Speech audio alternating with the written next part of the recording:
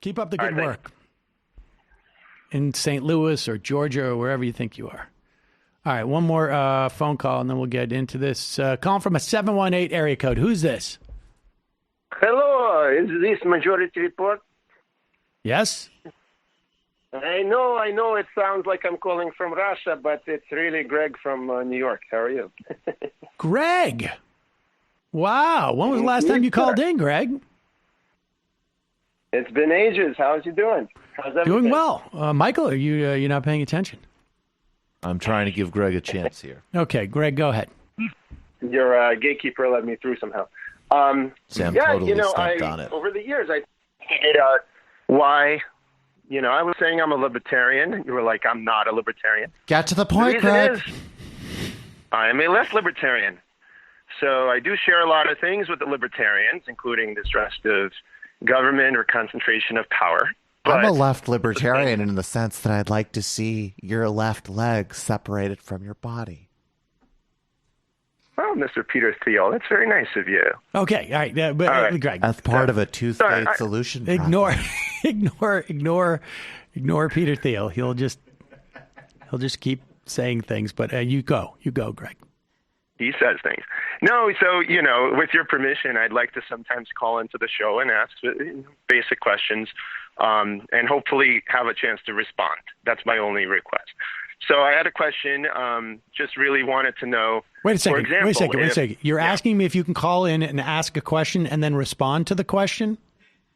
No, respond to what you say. So, for example, when Michael answers my question, he does this very cool thing of, hanging up right away afterwards. So I'm not able to, say anything.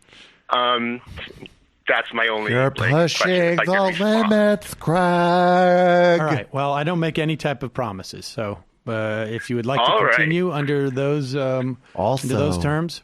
Also, no one cares. Anyways, I've been, by the way, just quick aside, I've been really good. My company reached about 7 million users around the world. And I've spoken to a bunch of people that were on your show, are actually some of our advisors, including not Stephanie Kelton, but Warren Mosler from MMT and a couple other people. Greg, anyways, is there any other preambles you'd like to do? Here's my question to you. How Best is it that... to not get to the point. Here's my question. One thing I always wondered is why is it that when it comes to universal health insurance, we all agree we should have single payer. I mean, not many people push for government-run health care like the VA for everybody, right? But when it comes to schooling, right, a single payer system is basically vouchers or allowing people to choose what school they send their kids to. So why is it that on the one hand, single payer is great and that's what we want to shoot for, but once we have single payer, it's like, oh, this is actually in the school system, that's actually terrible. That's a very neoliberal thing. And we need actually a government-run system. So I guess that's my question. Why can't single payer be good for both? And I would have the same question for conservatives. Well, here's let me change that. I would say that if we adopted a single-payer health insurance model in the late 1800s, like when we did with the concept of public schools, I would think by now we would probably come to the realization that I think we should have a government-run health system. So I think that's maybe what conservatives are afraid of, is that this is a gateway drug or a stepping stone to total government takeover. In 100 years from now, it's possible. Well, then they're right. That's what they're afraid of. And I guess as a libertarian or someone who is concerned about one monopoly, one entity or organization controlling, all of the schools or all of the doctors, my question is why? Why is that inherently better than doctors? Choosing your own doctor is worse than being assigned a doctor? Well, wait a second. Why? Are you asking me about the doctors or are you asking me about public school? I mean, honestly, Greg, it should be, Greg, I would think you have the flexibility of mind to realize a school may be different than a hospital. and that healthcare may be different than education, and that one thing may be different than another thing and has certain attributes that may lend it to one thing or another. And for instance, right, how many people in this country do you believe need a K through 12 education? No, I think we all need education. I think right. Okay. Now, Greg, at any given time in one's life, what percentage of people are really using the healthcare system in any significant way? Right. It's mostly insurance based. I agree with that. No, it's 20%. 20%. Okay. So the idea of insurance becomes, I mean, like, we don't have insurance for school, do we? I'm not because we're not trying to deal with risk.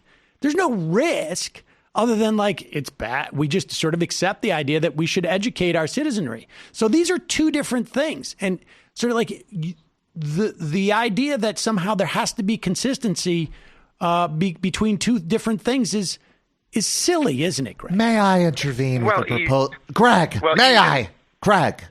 We got to give Peter Thiel a chance to talk too. I mean, that was part of the deal. Monopolize all of the conversation. All right, Peter Thiel, can I respond to one thing? May. Okay, so may basically, Greg, quiet, or you will be banned. I have a left libertarian proposal from the oligarchs of this country. In exchange for single-payer health care for all of you disgusting people who make less than $203 million a year, very much including you, Sam, how about we feed Greg to sharks as a signal of bringing us all together? You didn't think that was funny?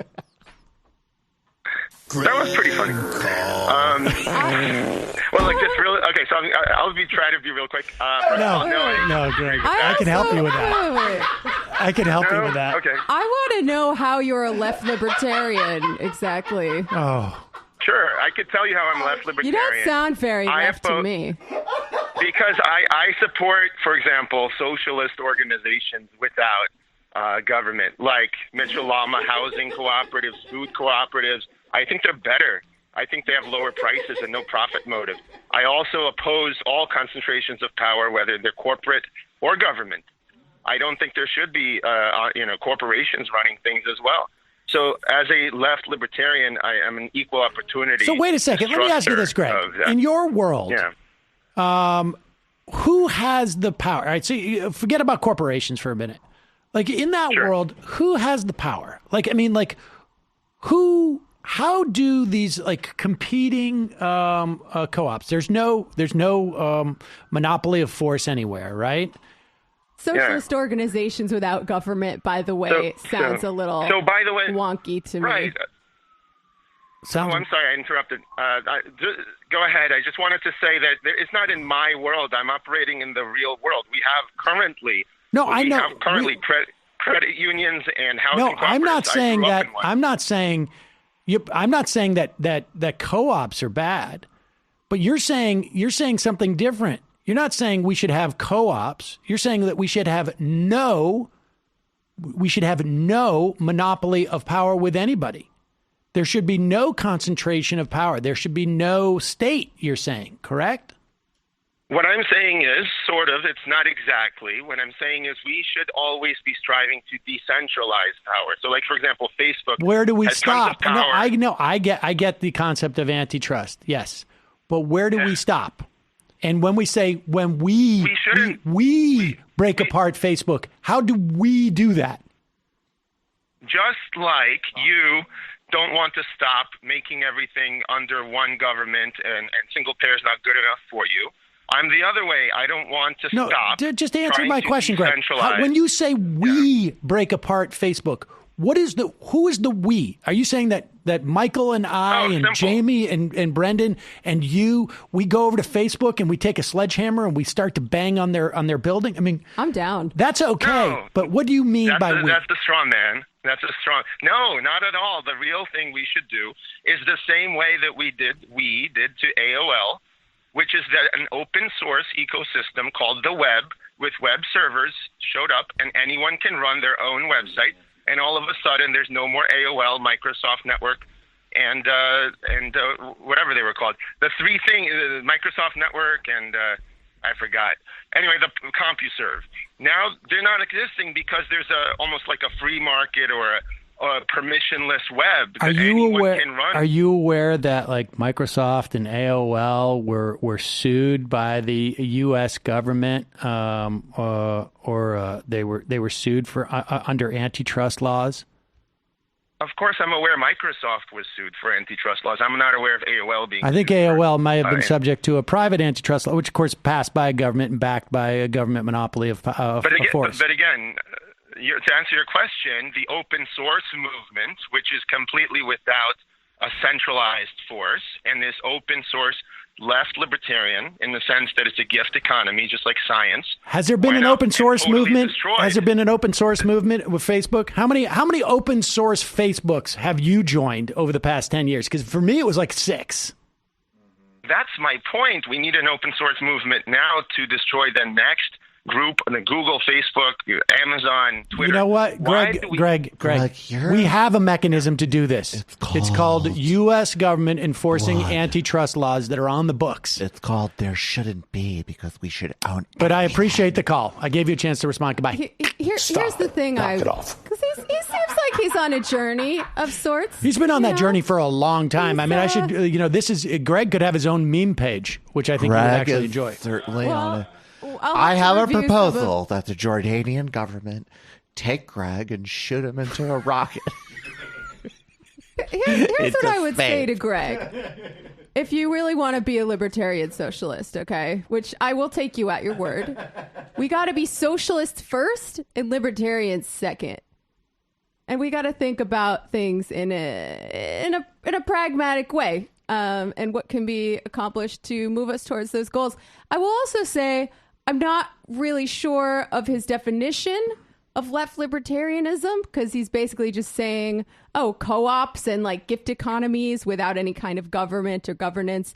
I mean, I have some experience with organizations, with societies that organize themselves in this way. It's one of my big interests. And I will say, a place like Chiapas, Zapatista territory, it's not a state per se, but they do have a mode of governance that runs all of the schools there, all of the medical facilities there. And it is, in a way, like, unless you're full on anarcho-primitivist, you acknowledge the need for some kind of governance. And I don't think there's any libsoc society in history that's been run the way that Greg said.